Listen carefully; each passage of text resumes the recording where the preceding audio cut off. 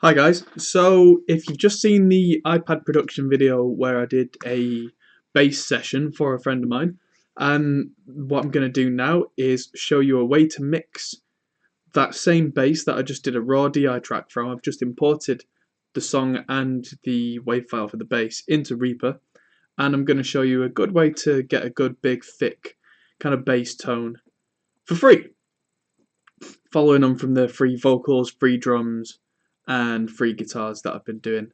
So let's have a look at some plugins we can use to get this done for nada.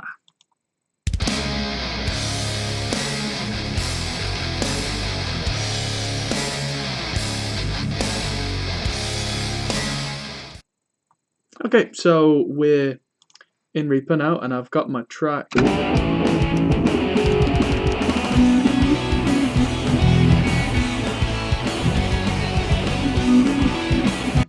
I've been informed by Ricky that the track so far is just demo material. It's going to be re-recorded, but the bass that I'm doing will end up being the final bass, and then they're going to kind of track with it. So I'm just going to play around and get a decent sound. So let's just rename these.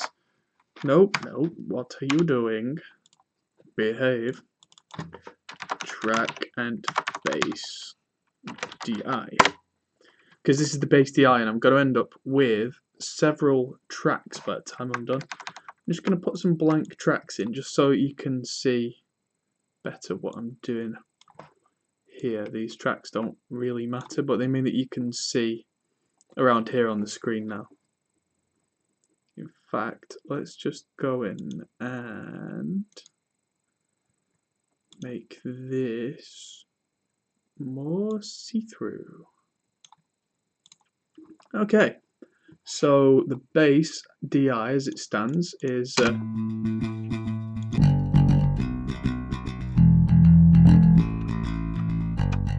exactly as you would expect a bass DI track to sound. I mean, it is what it is. So what I'm going to do is I'm going to use 3 tracks for this. I'm going to use the DI but heavily filtered and compressed. I'm going to use a Sansamp, or at least a Sansamp equivalent, and I'm going to use an amp as well, a guitar amp, and blend the 3 together. So what I'm going to do first is this bass DI, I'm going to send this out to 7 and 8. Now I did show you a quick way of doing this in the other video, but the reason that I'm pulling up this send window is that where it says post fader, post pan, I'm going to change these to pre effects. That way I can filter and crush to death the original bass channel, and that won't affect the other channels at all, so it won't create a knock-on effect. I'll be able to work in parallel, which is great because that means that I can then get different parts of the tone and they won't affect each other. So let's name these Sansamp and distortion bass. Okay, so let's start with our bass DI.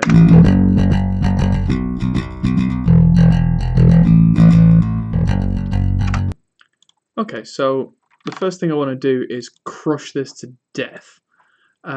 This part of the audio anyway. So what I'm going to do is pull up this 1175, same 1176 style compressor that I used on the vocal chain, and I'm going to just crush this.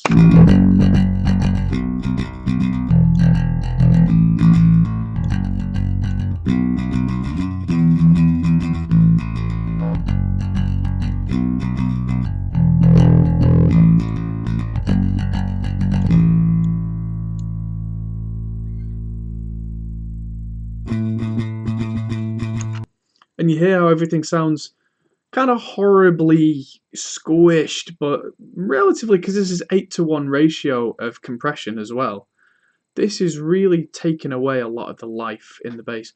But on this particular part of the bass, that's what I want to do. I'm going to bring that life back on another channel.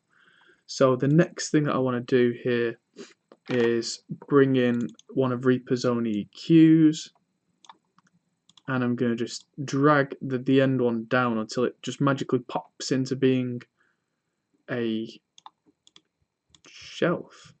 And I'm just going to shelf out everything around, well, the number is 200 and something hertz, but as you can see from the slope, there's still stuff going down to 500, so this, let's just, there we go. That's why it didn't sound right. I could hear all 3 tracks. So let's bring the gain.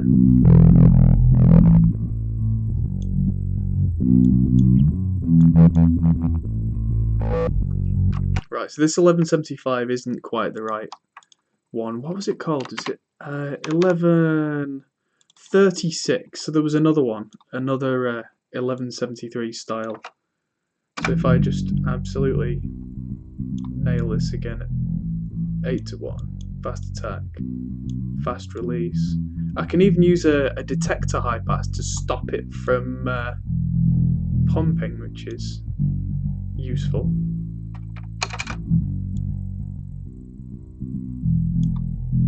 In fact, that's not even doing much with a threshold at -40, which is surprising. This detector high pass has really stopped the whole thing from compressing. So what I'm going to have to do is just put a volume adjustment in, because there's a plugin called volume adjustment which I can use on this particular channel so it won't cascade the volume increase to the other channels, and I'll just, there we go. See how that's really pumping now. So if I make this release super fast, looking for kind of a buttery smooth compression.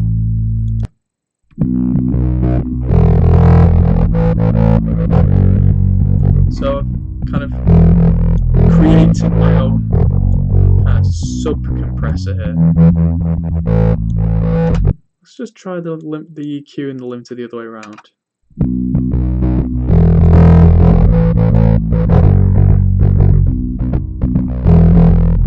No, it was better that way because you can actually hear it compressing. Now, everything's got quite a lot louder, so I'm going to take the makeup gain back off now, just to keep the levels reasonable.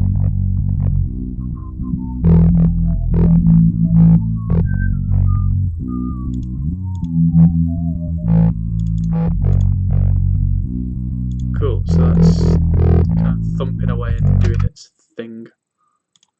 So onto the next track, the Sansamp track. This is where I tend to get the kind of the body of a guitar sound, and I don't tend to use a Sansamp the way that people used to use it, just to get the grit.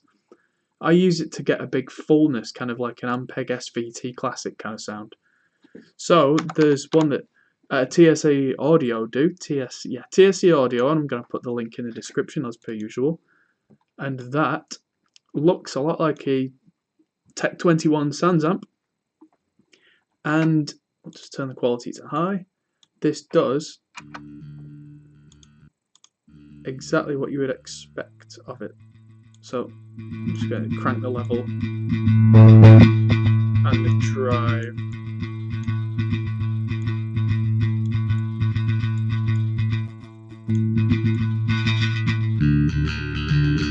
There we go.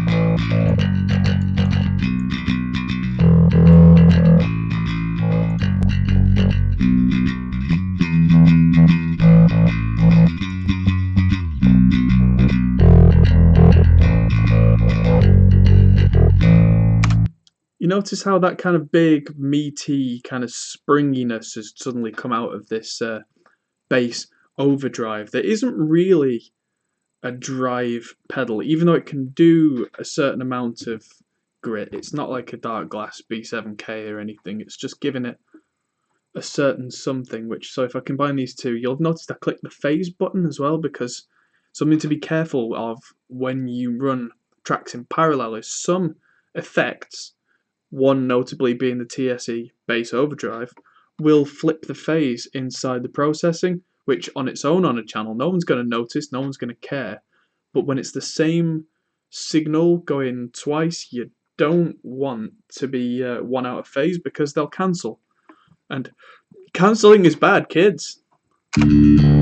So let's just listen to that in context with the track.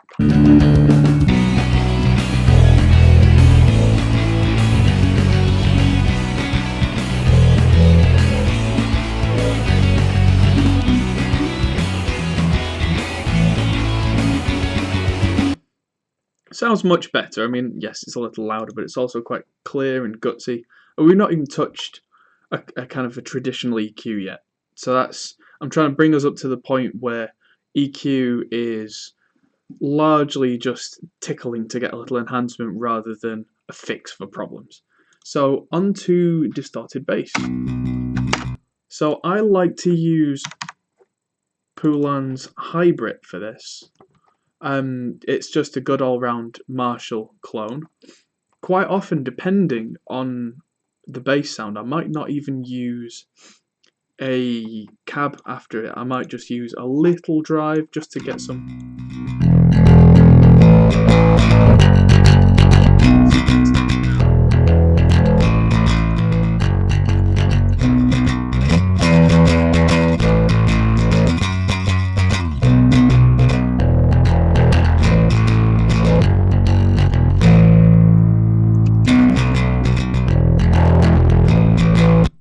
Let's try on the JCM channel with a bit less drive.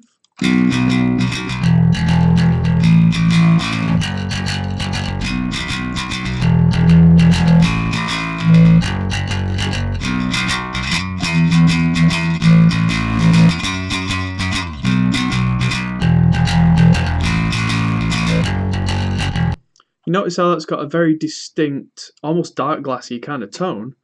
That's the kind of distortion you would expect out of an amp, a guitar amp with a kind of a medium gain stage without a cabinet, which on a guitar would sound absolutely shocking, but in context, blended into a bass tone.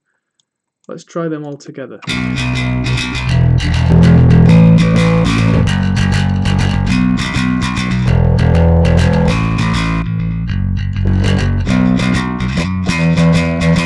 So it's a bit too loud, that distortion, so if I take that down, and it needs a touch of refinement, which I'm just going to use Reaper's own EQ for. So I'm just going to shelve off anything above, I don't know, 10k. If it was a more modern type mix, I might actually leave that in. I'm going to do the same thing that I do with heavy guitars and just have a very narrow kind of notch at 4k, just to take out some of that horribleness.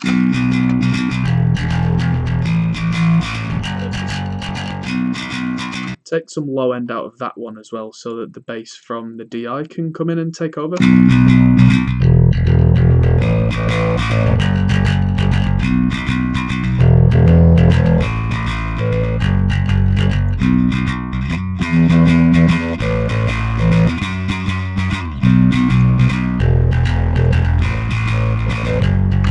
that's a very gritty grit.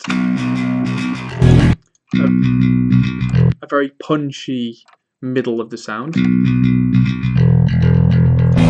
and a very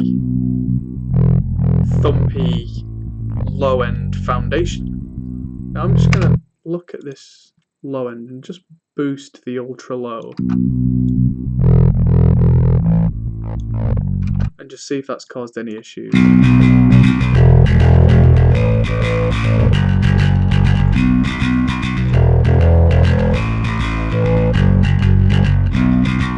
It's a common misconception with bass that you want all the low end ever, when I find in actual fact what you tend to want is actually not the kind of 50 hertz kind of bowel shaking range, but more like 100, 200 hertz, and you want to boost a bit of that because that's what you can hear on every system.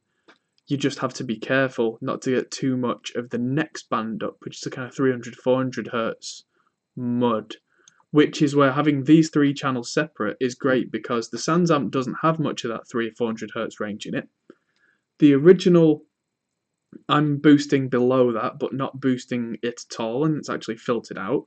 The distorted bass channel is all kind of clangy high end, so you end up with this kind of automatically shaped sound, and that's before we even get to grouping.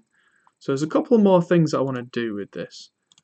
So I'm going to make a room reverb as I did in the vocal chain, which is going to use reverb with a Bricasti room, probably quite a small room. Studio B close, I think was the one that I preferred. No dry signal from that, and applied minus 18 dB of gain just to make it quieter. I'm just going to EQ out the bottom end from before the reverb, just to stop it getting muddy. And the next thing I'm going to do, and this is something you can do in Reaper that is really quick and really fantastic, and this is something I rely on in my mix. I'm just going to hide the mix window so you can see this. Is if I select all of these channels that I've made and drag them up into another channel, hey, that's suddenly a folder channel.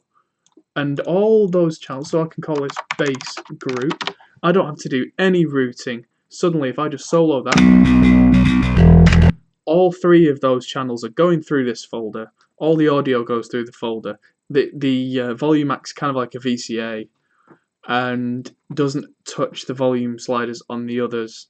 If there's multiple waveforms, they all show up here at the top, and you can see whether they're in phase and time aligned or not. It's something I learned in Cubase, and when I did this in Cubase SX3, there were some limitations. You could only kind of filter tracks downwards in a system. You couldn't go back up, and it was awful. But in Reaper, I used to do the traditional kind of aux send and group send and bus send kind of thing. This has just saved me so much time. If I go back to the mix window, you can see I've got a group here, everything. I can just shrink that down. And you think, well, why would you do that? But say you've got 12 drum tracks, 4 bass tracks, 18 guitar tracks. I can just go shrink it down to just drums, bass, guitar. And then if I'm working on, say, vocals, I can see them all. And I can change the volumes of the drums, bass, guitar without having to hunt for the master bus. And it's right there. It's fantastic. So I've soloed the bass group.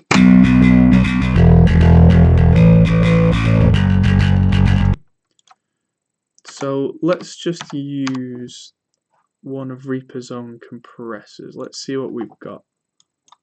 Let's try their stock driving rock bass. This may or may not be awful. Let's find out.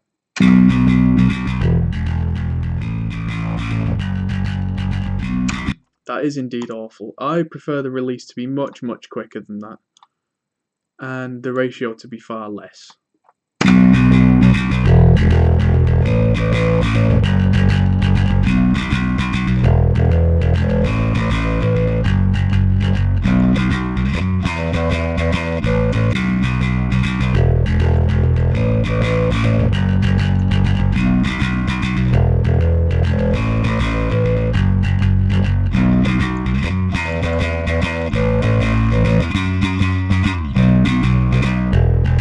Okay, just that gentle bit of compression on top should help, because with the amp and the Sansamp, they're already compressing the signal somewhat, and we're already smashing that DI down into a filtered kind of subby lump. So we don't need much more compression. This is just a little. So the attack's around 40 milliseconds to let that dingy ding through. The release is quite fast, so we don't get that horrible pumping sound that you just heard. The ratio is only around 4:1 because I want it to breathe a little. If we really smack the bass, it was probably on purpose, and we'll want it to stand out a little. I'm not a big fan of just brick wall limiters on instruments because they can just suck the life out. And the RMS size, let's leave it on 5 milliseconds because that's the default.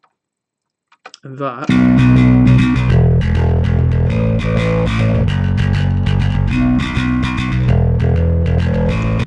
So when I go down to that open E, that just takes a couple of dB off and keeps it in check.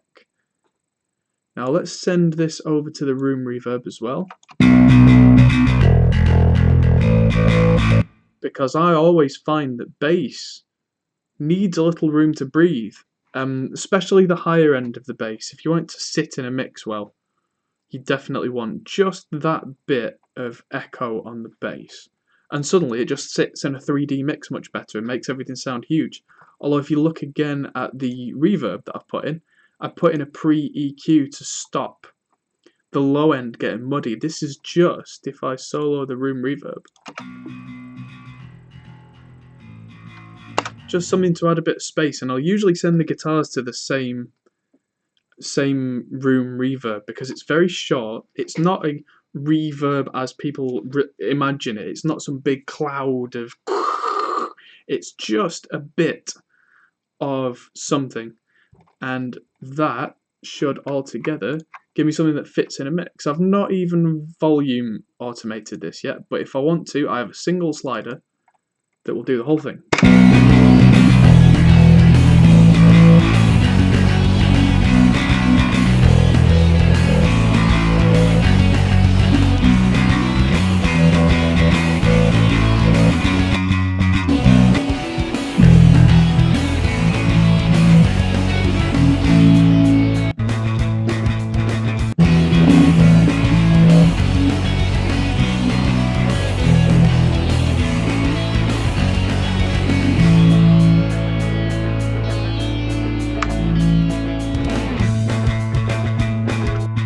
Cool, and the only real issue that remains is that the bass is way too loud in the verses, and all I have to do there is open up a volume automation, just take snap off, and then just go to the end of the verse. And this whole section can come down until it fits.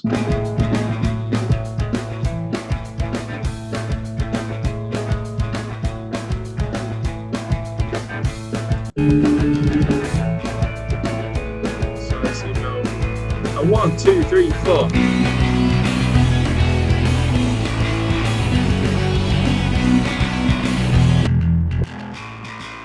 Sounds a bit like there's a bit too much presence and punch for this track.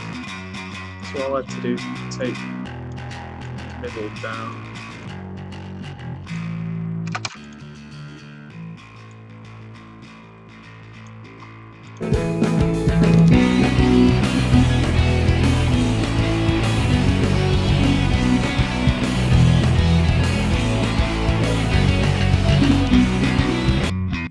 But now you can see I've got 3 elements to play with. I've got my low, my mid, and my crunchy highs. I can play around with different amounts without having to think about going back and mixing again. I can now do another pass of the mix of the track when all the other elements are done, and I can just go, this section needs less distortion, this section needs more low end, this section needs more punch, and all I'm doing is just automating volumes of separate parts. No more EQ required. And that is it. So thanks for watching. I hope you gathered something from this. And let me know if you've got any questions. I'm sure there are plenty. I tend to use either paid plugins or real amps in most cases. So I'm going to be doing another video about the difference between doing it like this and doing it with a real Sansamp, a real power amp, and an Ampeg 8x10 cabinet. And just how it gives you that extra 5%, where if you're looking for real kind of class, it just, you need a budget for it, but the difference here is this is pretty decent and it's free. What I do is so much better, but hey, you get what you pay for. So let me know if you'd like to come and record properly in my studio, and I'll always have time to talk to you guys. I'm Adam Steele for the Hot Pole Studio. Thanks for watching.